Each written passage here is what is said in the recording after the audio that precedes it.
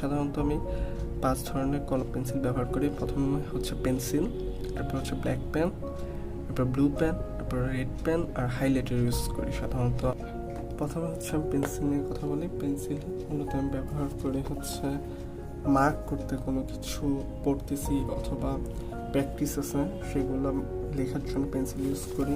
তারপরে যদি কোনো শর্ট নোটস লিখতে হয় মনে রাখার জন্য, এগুলো বইয়ের উপরে লেখার জন্য পেন্সিলটা ব্যবহার করি।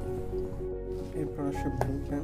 ব্লু পেন দিয়ে সাধারণত আমি মার্ক করি ইম্পর্টেন্ট জিনিসগুলো, ইম্পর্টেন্ট লিখে রাখি, যেগুলো হচ্ছে পড়তে হবে বা মনে রাখতে হবে, সেগুলো ব্লু পেন দিয়ে মার্ক করি আমি।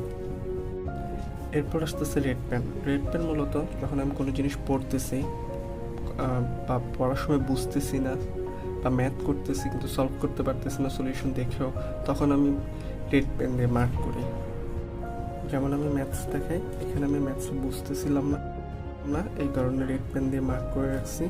এরকম আরও আছে, রেড পেন দিয়ে এখানেও মার্ক করে রাখছি, যেগুলো হচ্ছে আমি চেষ্টা করছি এরপর পারতেছিলাম না, সেগুলো রেড পেন দিয়ে মার্ক করি। শুধুমাত্র রেড পেন দিয়ে যে আমি মার্ক করে রাখি তাও না, আমি একটা খাতার মধ্যে লিখেও রাখি যেখানে আমার প্রবলেম হয়েছিল, আমি সলভ করতে পারি নাই, তো এখান থেকে দেখে আমি হচ্ছে বই খুলে সলভ করার চেষ্টা করি।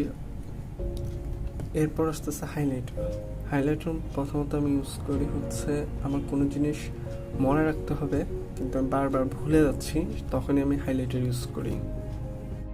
যেমন দেখেন, এই জিনিসটা আমি হাইলাইটার দিয়ে মার্ক করে রাখছি কারণ এই জিনিসটা আমি বারবার ভুলে যাচ্ছি। তো হাইলাইটার দিয়ে মার্ক করার কারণে বারবার যখন আমি পেজটা উল্টাই এটা আমার চোখের সামনে পড়ে এবং মেমোরিতে তাড়াতাড়ি সেট হয়।